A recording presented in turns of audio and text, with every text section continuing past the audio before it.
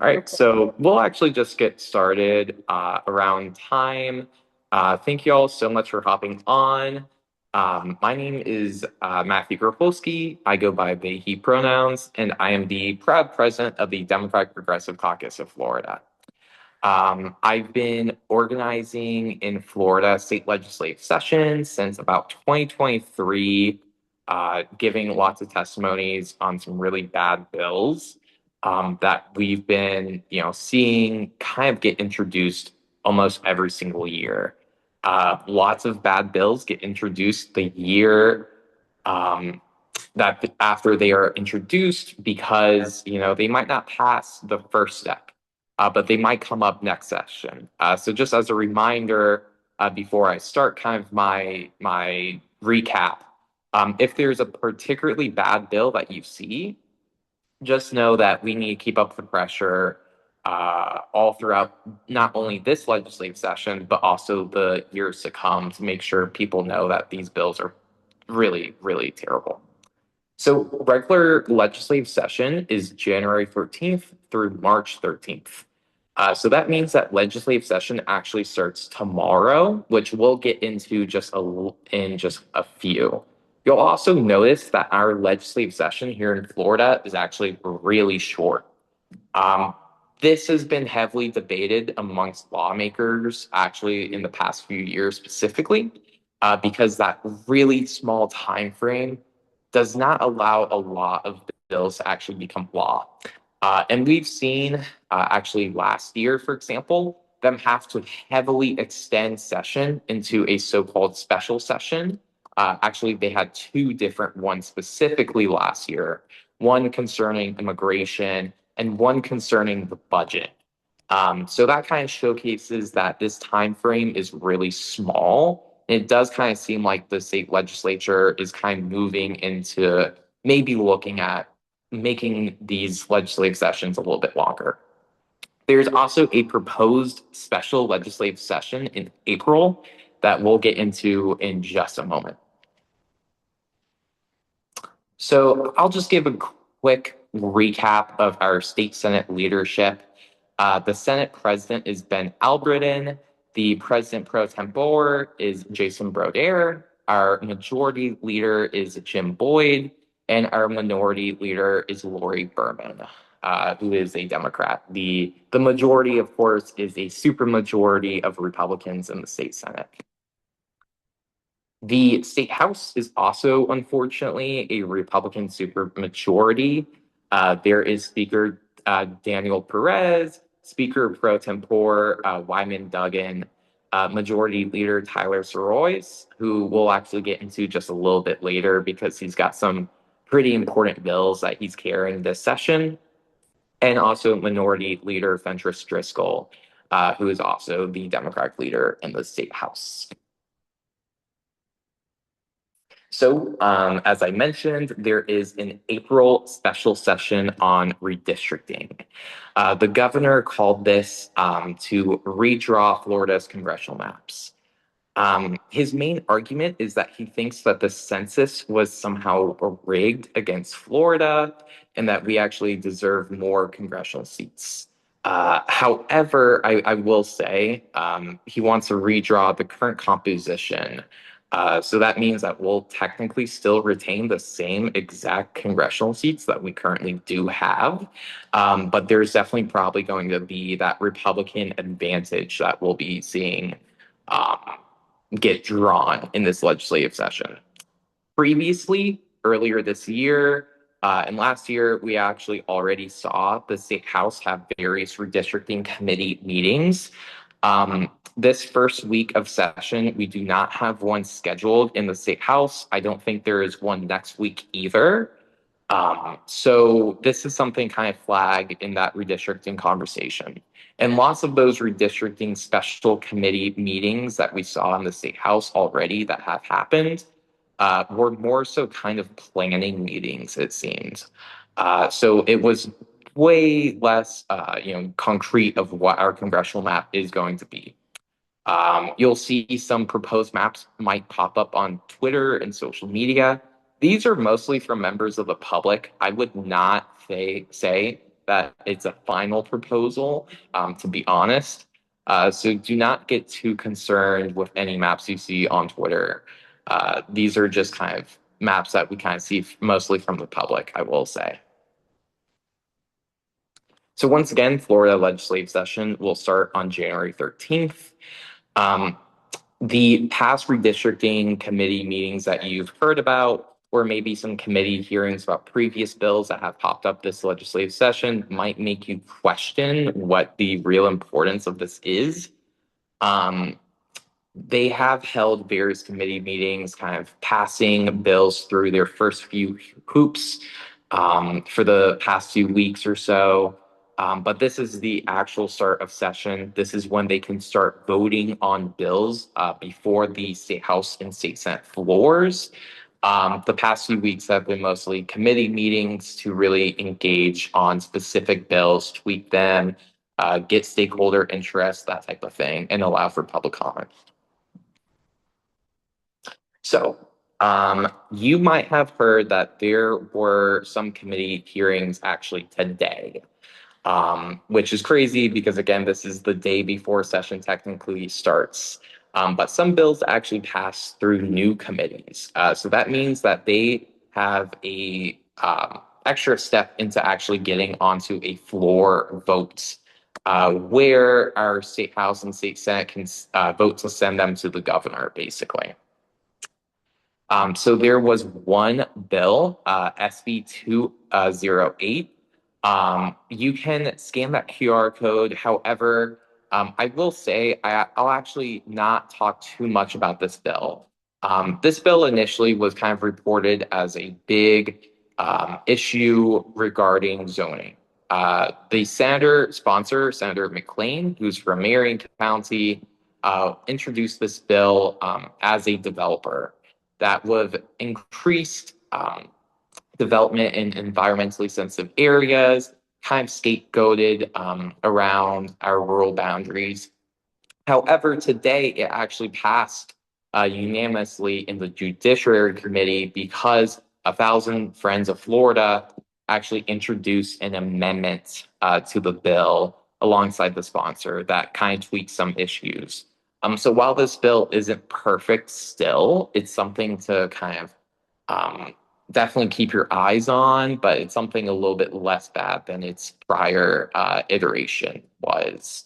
So I won't talk too much about because I personally haven't had time to read the amendment because I believe it was filed today or yesterday.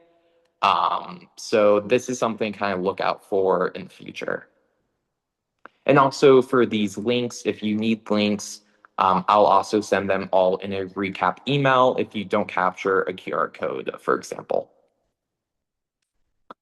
SB 174 passed through one of its Senate committees through the Transportation Committee on partisan lines. This bill would have renamed a certain highway in Miami-Dade County to memorialize Charlie Kirk. Some of the state senators, including State Senator Arrington, used this to read out quotes from Charlie Kirk that were deeply offensive, point out that, this is kind of just another virtue signaling bill by the supermajority, and that these types of things don't really relate to Florida, especially because Charlie was not from Florida. So again, this is kind of one of those bills that, in my opinion, takes up very precious legislative time that we just don't have. But just a flag, this was another bill that went through one of its hoops today. All right, cool. So that was all the majorly somewhat controversial bills that passed today through session. Now I'll be just moving on to what's up in the Senate. These are a slate of bills that you'll be seeing get heard and introduced later this week. Now, I will say we actually don't know every single bill that will be heard this week because unfortunately, the Senate and the State House don't really send its full bill calendar out way in advance. That's kind of a big issue that we do kind of see, unfortunately, happen a lot, where, we don't have every bill being heard on Thursday, for example, and it's Monday. But these are the currently scheduled bills that you'll see go through committee hoops this week. SB 354 is also sponsored by Senator McLean. Again, he is a developer from Marion County. This bill is a blue ribbon project bill that gives more incentive towards major developments, especially again in our rural communities. It really kind of redefines some specific zoning terminology that would allow for more development. So that's another bill to kind of watch out. This has been labeled by some environmental groups as kind of a disaster in the making, probably one of the most harmful smart bills as it relates to smart growth that we've probably seen in the past few years as well. So this is something to really watch out for. And it is being heard on Tuesday in Community Affairs. Now, SB 720 is actually a bill by Democratic Senator Osgood. This bill, unfortunately, doesn't have a House bill companion, but it is a bill that would allow incarcerated folks to retain their tuition for college. So it basically eliminates some boundaries that incarcerated folks have to attain college education. So again, unfortunately, it doesn't have a House sponsor. They could definitely make a committee version of this bill because committees can actually introduce bills during session. Um, but I don't know how likely that unfortunately is. But it's very interesting that it is getting through its first hoop, hopefully, if the vote does go favorably on the first day of session. And that will be in the Education Post-Secondary Committee. Now, this is kind of a really weird one, in my opinion. SB 420 is introduced by Senator Burgess in the State House. It's 371 by Rep. Snyder. It will be heard on Tuesday in education pre-K through 12th grade. This bill is a really weird one in the fact that it makes it so that every public school in the state of Florida needs to have portraits of George Washington and Abraham Lincoln displayed. This bill has been flagged by some education organizations as something that just makes it more costly. It would just be kind of a weird thing for schools to have to display in every single public school. Um, and lots of civics and social studies type teachers already do retain these portraits. So just expanding it just doesn't make too much sense, especially because we do educate on these two presidents a lot. So just want to flag this bill as kind of a weird education bill that's being pushed through already on Tuesday.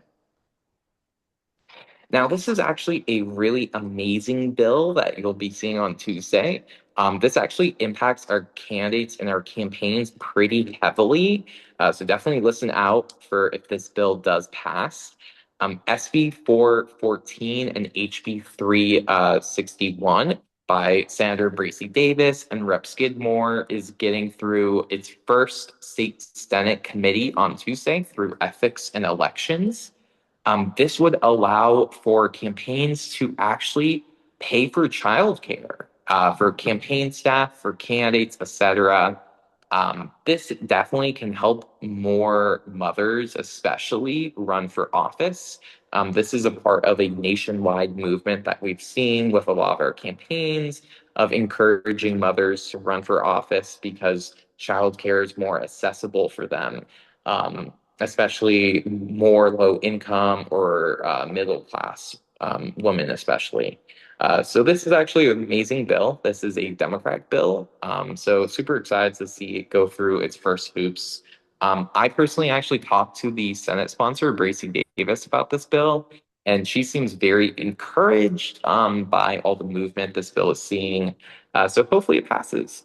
This would be really great for a lot of people to run. Now, SB 290. SB 290 is sponsored by Senator True now, Representatives Alvarez and Johnson, and it's going to be heard on Wednesday through the Fiscal Policy Committee. I will say fiscal policy is just our appropriations committee. The speaker decided to rename appropriations to fiscal policy for whatever reason when he took the gavel last year to kind of ensure that the state house is reminded that I guess it needs to be fiscally conservative. This is the ag bill that you'll be seeing this year. Almost every year, there is another ag bill that gets introduced, and this one's kind of a weird one. It adds some CDL regulations on road tests, making it a misdemeanor if you get assistance on road signs, for example. This is in reference to a very unfortunate accident that happened, I think, earlier this year or late last year, where someone unfortunately didn't have a proper CDL license and unfortunately had an accident leading to the death of multiple people. It also adds preemptions to local municipalities on gas equipment regulations. So it makes it so that municipalities cannot ban, say, gas leaf blowers, for example, which is something that has actually been introduced as local ordinances in various municipalities all throughout the state. Like Winter Park, for example, actually just voted as a municipality to overturn a local ban. So this makes a state preemption on that type of local ordinance happening. Also, as a flag, it actually makes it so that certain, say if you have a no solicitation sign on your property, it makes it so that it is actually technically a crime for someone to solicit that dwelling, basically. Now, the bill sponsor has clarified that does not apply to religious actions or to political solicitation, because that is now free speech, as we've seen in the Supreme Court. But wanted to flag that might be an issue if you're canvassing, for example, or doing business canvassing. That no solicitation guideline is going to be enforced into state law if this does become a bill, become a law. Now, SB 48 is a major housing bill by Senator Gates. Yes, he is the father of Congressman Matt Gates. He used to be the Senate president back in the day. But this makes it so that there's actually a preemption, another preemption bill on local municipalities from passing ordinances that ban like, for example, tiny homes from being constructed on properties, for example. This bill also really makes a really cool reusable tenant screening report. This makes it so that you don't have to pay application or screening fees because you would have a reusable tenant screening report. However, it does not force every company, for example, to utilize that feature. But this might make it a little bit easier if, there's lots of companies in an area, for example, that are open to having that feature. So it does cut down a little bit on costs. So that's something that is a really big flag. This is something Senator Gates proposed last year and really tried to get across the finish line, but didn't quite make it in the state house. So we'll see how it goes this session. It does not currently have an exact state house companion bill. But again, as a flag, committees can introduce bills during session. So we'll see if a committee, for example, picks this one up. All right, cool. So what is up in the state house? I will say there is also going to be room for questions at the very end of this presentation. So if you have any burning questions, keep them in your mind. We'll come right to them at the very end. So these are some bills that you'll be seeing introduced in the State House later this week.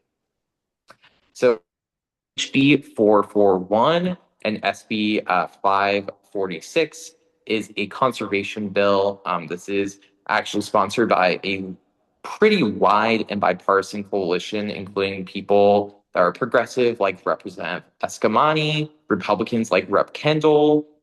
So this is a very bipartisan effort.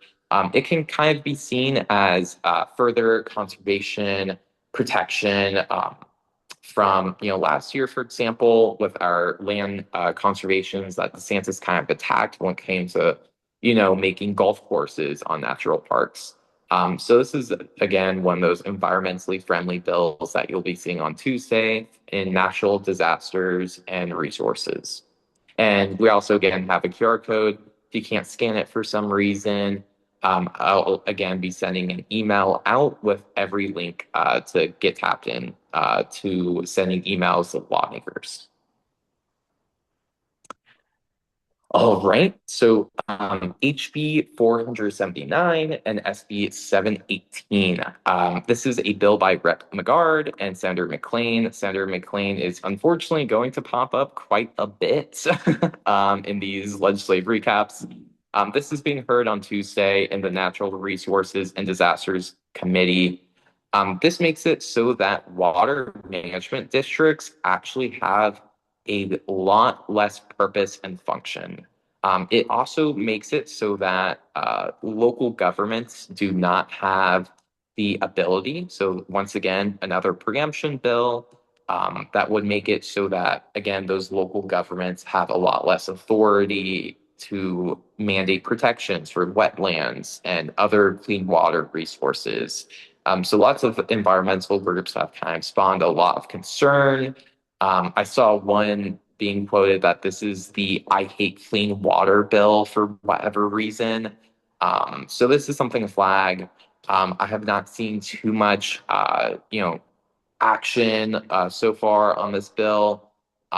But this is something really to note. The PCS means that there is a slight committee substitute as well. So this means that it has been through committee already. So I think this is its third or second committee. So hopefully we do see a lot of amendments get filed to make this bill a little bit less bad for our water. So HB 129 and SB 124 by Representative Smith, not Carlos Guillermo Smith, but David Smith from Seminole County, who is a pretty conservative Republican. And Senator Rodriguez filed this bill about FLVS. So the Florida Virtual School Program that makes it so that students can take virtual learning, for example, to either accelerate their education by maybe taking some classes to fulfill credit requirements or just to do online school fully and do it full time. This tweaks it so that certain students do not have priority admission for classes on FLVS. Sorry, it's a little bit of a tongue twister. So this bill has prompted some concern from education advocates because this definitely would potentially hurt underserved students. It impacts even students of the military, which is very weird, especially because Representative Smith himself actually served in the military. But I believe probably the reasoning behind this bill is to level the playing field. But as our public schools really continue to overflow and we see a lot of students really start to attend public school, and we don't have as many schools to really give them, this can be a big concern for class sizes, for example, to not prioritize, people from certain communities, certain backgrounds, etc. So just want to flag that lots of environmental groups have been advocating against this bill specifically. Now, HB 111 and SB 1072 by Representative Gottlieb and Senator Kalayoud is a bill to start an anti-Semitism task force. Now, this bill does not define anti-Semitism, I will say, from my interpretations of the bill, but rather to start a task force with a group of people from, um, state agencies like the Department of Justice, for example, to examine ways to combat anti-Semitism. Now, personally, I do think this bill is a good bill. It's a bipartisan bill, but I do hope that it facilitates a conversation about other hatreds that we do see unfortunately happen in the state of Florida. So I do hope this bill opens up a wider conversation of removing bigotry that we do see in our state government, and really have a proper response, especially with the escalation of of course anti-Semitism, but Islamophobia, anti-Hispanic hatred, or, Black hatred. So hopefully we kind of see a concentrated effort to make sure that we continue to be the most compassionate government that we can be. Just want to flag that bill. And then HB 535, SB 620, in my opinion, kind of does a little bit the opposite of the past bill. It would make it so that in candidate qualification, you have to write and sign a document saying what citizenship you do have. Um, this is a weird bill. I think it is targeted mostly at dual citizens, but it probably is a part of that weird um, initiative to make it so that technically only citizens can vote. But as we know, people who are voting are all citizens. So this is kind of just to put that into state statute. Um, so just a flag, in the future, if this bill does pass through all of its legislative hurdles, if you're a candidate seeking office, you'll have to probably sign another document, showcasing that you are a citizen of the United States. Right. Now, this is to showcase what's going to a House floor vote. Um, we have, a series of floor votes that will be happening this week, mostly happening on Thursday. So you'll be seeing a bunch of bills that have actually already passed through the committee process, and are getting its last steps in the state house. Now, CS, so committee substitute, HB 289, SB 164 by Rep. Greco and Senator Grawl, is being voted on Thursday. This is a bill that, as Planned Parenthood kind of has said, is a domestic abusers empowerment bill. Unfortunately, this is one of the worst repro rights bills that we've seen, basically making it so that the spouse or opposite gender parent of a pregnant person can sue certain people in the court of law for the loss of a child, including an abortion. So this is a very unfortunate bill that lots of repro organizations have been working against because it's been utilized in some other states like Alabama, the equivalencies of these what they call field personhood bills, to sue survivors of domestic abuse, sexual assault, even, to make it so that the abuser is collecting money from the loss of a child in any purpose. So this is definitely a really devastating bill. Um, Previously, they tried to make it so that anybody helping seek medical care as well is charged with, I believe, a felony. So it's a pretty extreme bill, quite frankly.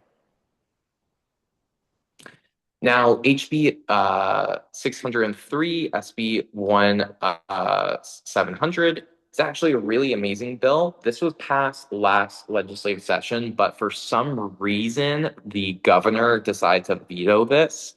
Your guess is honestly seriously as good as mine, because this is a deeply bipartisan bill that is a legislative tweak that is very necessary.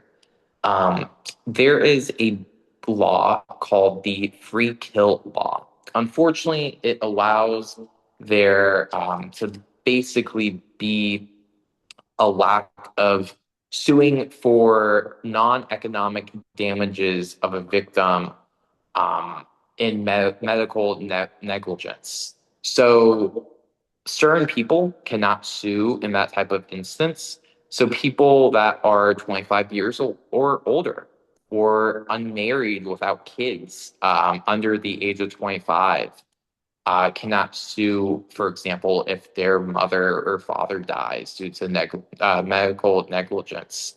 So this deletes that restriction, allows for victims to actually sue in really extreme medical cases to claim some money based off of trauma, to be able to pay for therapy, that type of thing.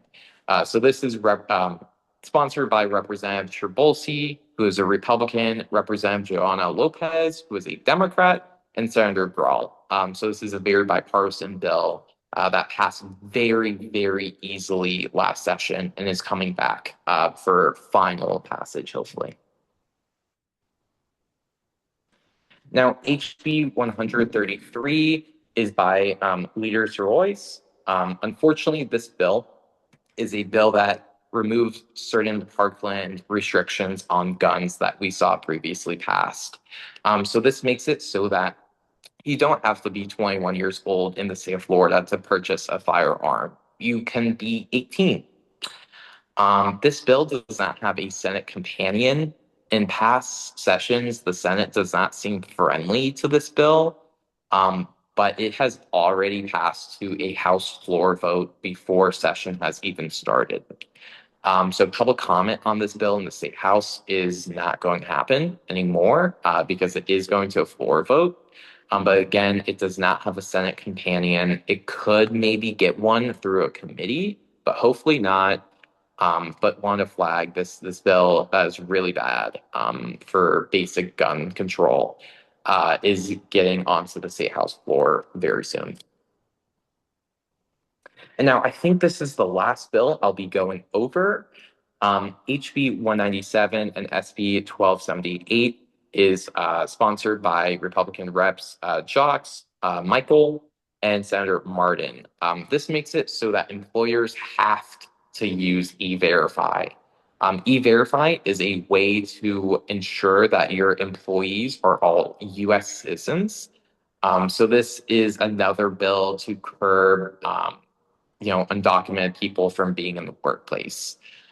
So this is going to kind of require businesses to take even more hurdles for employment of people, and really actually kind of preempts businesses, weirdly enough. Lots of businesses already utilize E-Verify, so a mandate kind of really can be a little bit more difficult for management, especially in a small business, for example, to be honest. So that's been most of the opposition to this bill. All right. So just a few more things before we kind of wrap up and go into open floor where people can ask any questions. I'll just be flagging some lobby and advocacy days to attend. And I'll also be, again, sending all this information in our recap email. So Pride at the Capitol, hosted by Equality Florida, January 20th through the 21st, and also with a second week of January 26th through the 28th. That is featuring a Let Us Live March for trans visibility, is coming up very, very soon. Some other organizations like PRISM, Save LGBT, the LGBT Democratic Caucus are also co-hosting certain days, especially that second week. So it'll be a really big time, to promote LGBT rights and equality. And very much fortunately, last legislative session, we did see a lot of really bad LGBT bills not actually pass. And lots of them failed because of the efforts of organizations like Equality Florida. and the massive volunteer base they saw last year. So just wanted to say this is a really big thing for the LGBT community. Definitely feel free to come out, even if you're an ally, for example. The League of Women Voters is hosting theirs January 20th through the 21st. Most of these bills that they'll be addressing um, will be, voting rights laws, for example. This will have the steepest cost I have seen. Amazing as well. So you'll be meeting with a lot of Republicans. I've heard a lot of great things about this lobby day. I forgot to mention there is a small cost for a ticket registration for Equality Florida, but it does not come with things like lodging or transportation, I believe. Florida Now, or the National Organization for Women, is hosting their Tally Days, January 26th through the 28th. They'll be heavily collaborating, I believe, with Equality Florida because it is in the same time span. You can scan that QR code or check the recap email for their Mobilize link. I think that their cost association is pretty similar to Equality Florida, which is pretty low in my opinion. Um, and I think that they might have some sponsorships, I believe, available. But of course, they'll be mostly focusing on reproductive justice, but Florida Now is a pretty interconnected organization as well. So you might see a whole bunch of other things pop up. Earth Advocacy Day is being hosted by Youth Action Fund and a whole bunch of other organizations like Clio Institute, January 28th through the 29th. This is mostly geared towards younger people. But I believe, judging off of last year, when I attended with them at their first one, they do, of course, accept a little bit older folks who just care and are passionate about the environment.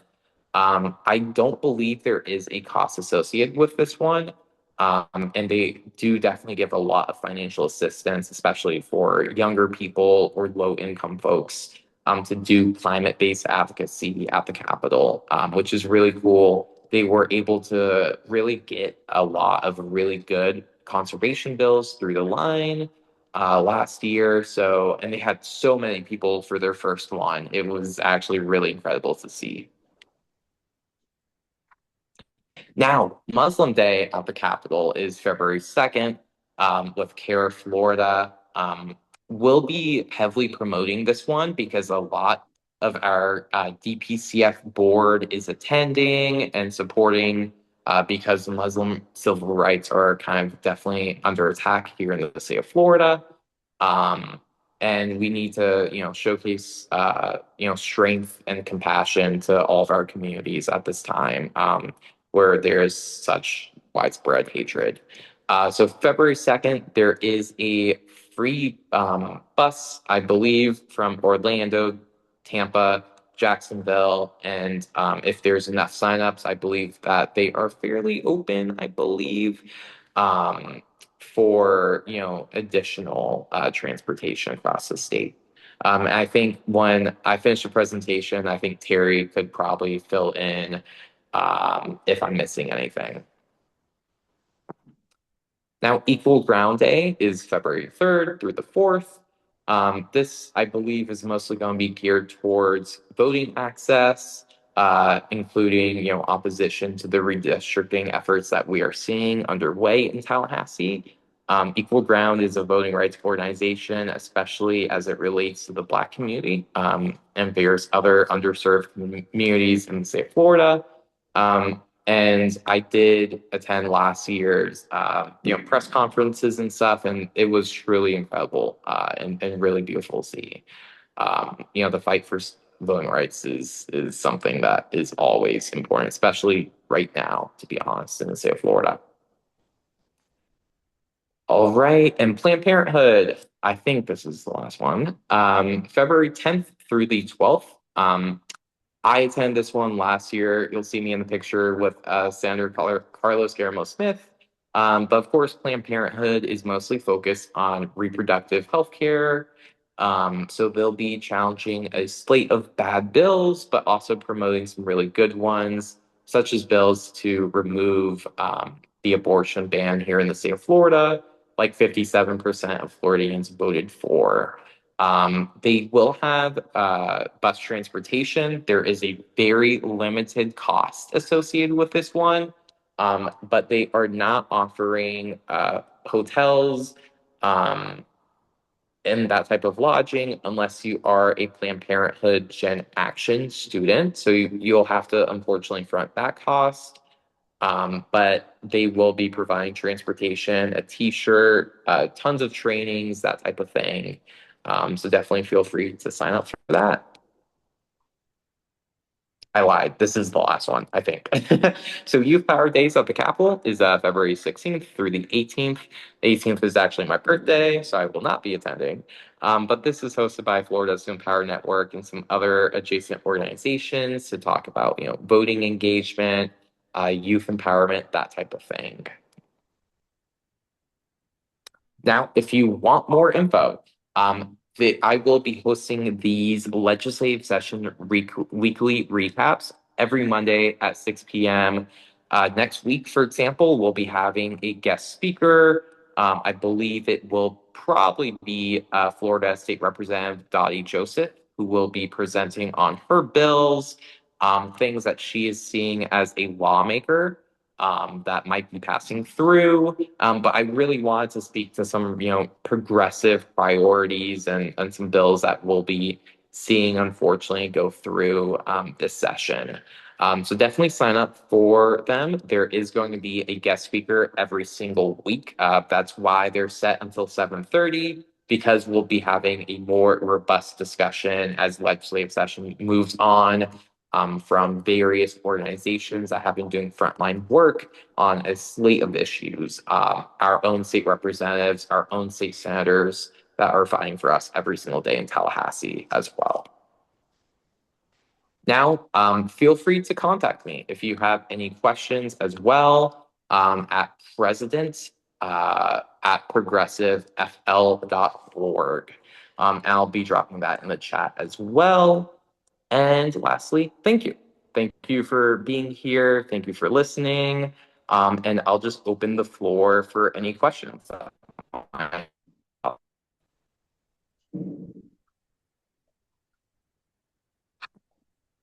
Vance. Hi, I just wanted to flag out one more bill that it was a late introduction last week by Representative Soroy's. It is another gun bill that rolls back protections after Parkland. It will actually remove the ability for law enforcement to remove firearms from somebody who may be a danger to themselves or to others, unless that person specifically voluntarily turns over their weapons. Currently, they're allowed to search and take any weapons, or at least get a court order to take the weapons. And that particular bill, it's House Bill 6029. It was just introduced last week. So that might be another one to flag out. Yeah, for sure. And I will say, if you've seen a bill not get mentioned in our weekly recaps, it's just because it doesn't have a committee hearing right now, or it hasn't moved. We will be doing further education about some bad bills that seriously might be moving in the future, but just wanted to flag that, you might not just see it right yet, but for sure know that we'll be fighting against a whole slate of bad bills, even if they haven't received committee hearing yet. But thank you, Vance. And Vance, for reference, is an amazing legislative advocate that has fought pretty hard in Tallahassee for all of our rights for as long as I've been involved in legislative session. So, all right. I started in 22. 22. See, 1 year before I got started. Any other questions or any other points to bring up?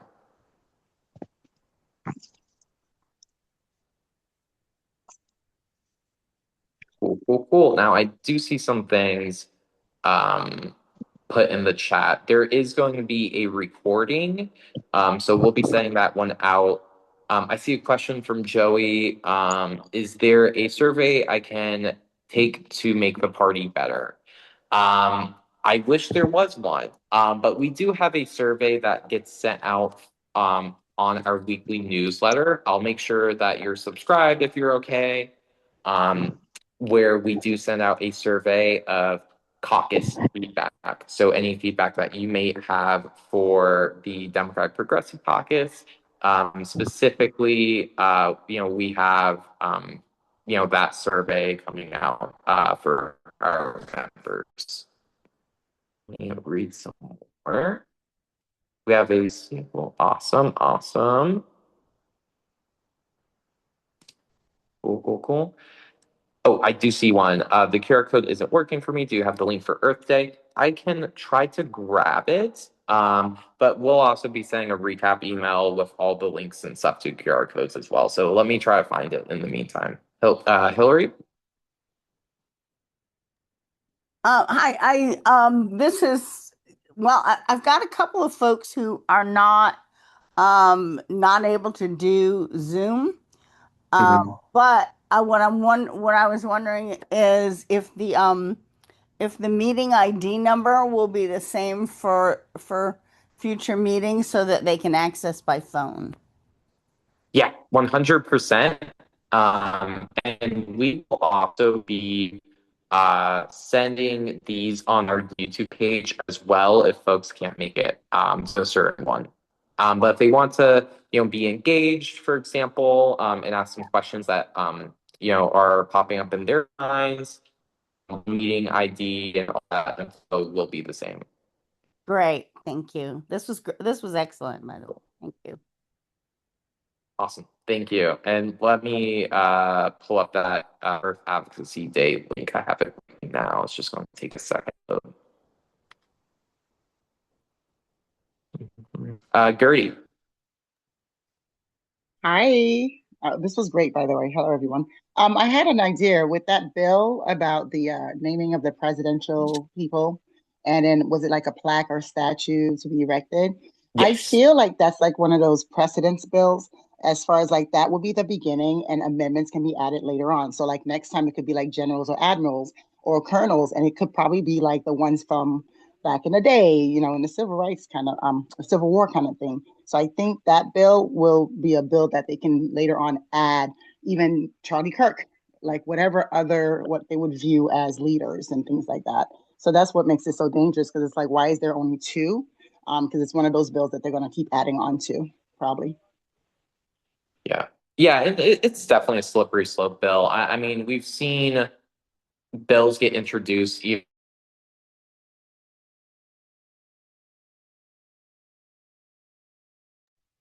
important that we do have groups like the Progressive Caucus that Hey have tried Matt, to. you Oh, you sorry. kind of cut out for a few minutes. Want to Oh, maybe sorry about back up that. and try again? Sorry about that. Well, Yeah, this yeah. bill. Oh, sorry. Okay. No, I said, yeah, you did cut out for a little bit. So, Oh, yeah. sorry about that. Well, it's definitely one of those bills that can be interpreted as one of those slippery slope type bills. We've seen bills get introduced even from Democratic lawmakers, which is why it's so important that we do have groups like the Progressive Caucus, of making, religious materials be present in our classrooms. This to me kind of feels like that type of legislation where it definitely leads to kind of some issues that might pop up in our schools. As Gertie said, it could be amended to include people like Charlie Kirk. This is about presidents. What if they include Donald Trump in the future? That's kind of my thinking outside of just the cost associated to our public schools that this will also incur and facilitate. Cool, cool, cool. All right. Any other questions? Any other things to flag? Terry, did I hit the nail on the head about the CARE lobby day? I want to make sure I had all my information correct about that. Um, yes, it is February 2nd, and we will be taking buses from the Tampa area, the Orlando area, Jacksonville, buses or vans, Jacksonville. Um, if we get enough interest from South Florida, we would, we could help with that, but I haven't, we haven't had that yet. And yeah, there are some bills that we want to support at Care Florida. If anybody looks at the website, it says the mission is to promote a more just and equitable society for all. So most of the things that you've put forth, we can also refer to and talk about or work with anybody around those. But there are several that are very concerning regarding erasure of Palestinian identity and um, feeding into the whole Islamophobia, Islamophobia and anti-Muslim, anti-Arab hate that is, pretty rampant. And I don't know if people heard about this, but there was just in Tampa yesterday, there was a memorial for somebody that was murdered, a citizen, American citizen who was 20-year-old that was murdered in the West Bank. And it was just like a memorial service for him. And these people that claim to be Christian, I don't know what they really are, but they had some biker tattoos or something, emblems too, or whatever. And they were, yelling, shouting, waving bacon around, and just saying obscene things. And they threw a shoe at someone, and they threatened to hit somebody, a woman. So anyway, we're there's a lot that we're dealing with, and like I said, there's several bills. Um, I don't know that I want to get into it all right now, but at some point maybe we could have, a session about something like that. Yeah, for Okay. sure. Yeah, so we've seen so many attacks on so many marginalized communities. Just happened this legislative session. Of course, all the anti-LGBT bills that repeatedly get recycled almost every single session. If Mhm. for example, about the Pride flag ban bill that repeatedly has been introduced. That also does target groups like Black Lives Matter, for example, and ideas like that we should, amplify recognition of our most marginalized communities. That bill has been, introduced again for this legislative session. Fortunately, I don't think it has received too much wind in its sails in terms of passing through committees. We see, the attacks on our immigrant communities, as I stated, with, making e-verify mandatory for all these small businesses, for example. So we've seen attacks definitely on our Muslim community as well, especially our Palestinian community. Um, I will say, there's definitely a lot of advocacy that we need to do to make sure that all of our groups are represented fairly, and that we do have the most compassionate government possible. So I definitely want to thank y'all for being here tonight. Once again, this will be a weekly session at 6 p.m. on every single Monday of legislative session. Terry, I do see you have your hand raised really quick. Yeah, I'm sorry. I just Good. thought of some other things. I guess most people here know about how um, last month that Governor DeSantis did put forth an executive order calling CARE, Council on American Islamic Relations, a foreign terrorist organization. And so, a lawsuit was filed, an injunction and whatever. But one of the bills, they had a anti-Sharia bill that had been introduced, and then that was taken out. But then a bunch of other bills were put in, and there's a whole lot.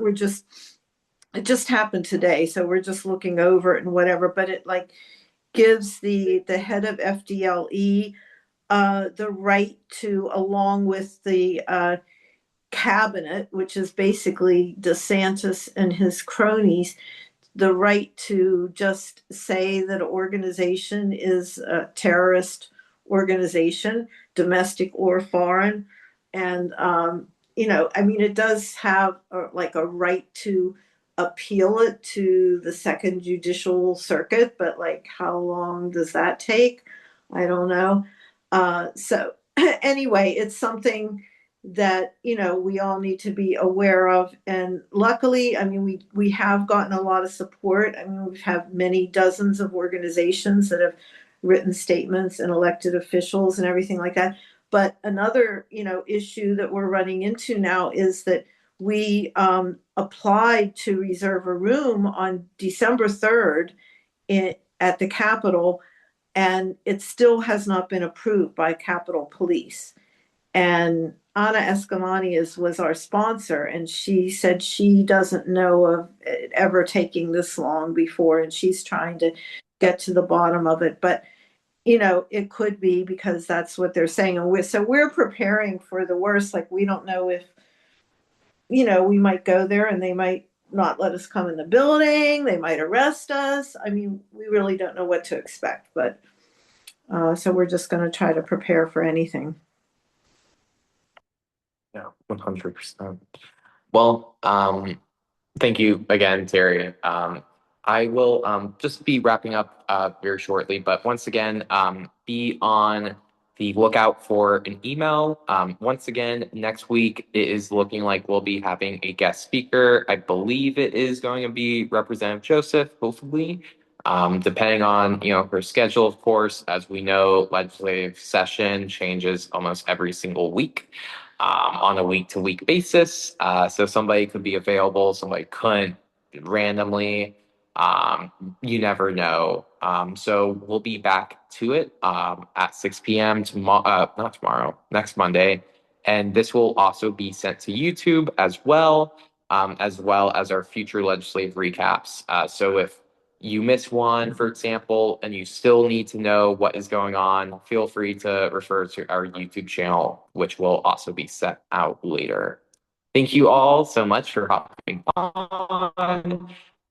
Very excited to continue to get people the education that they do need about our legislative process. Thank you. Thank Thank you. you. Thank you.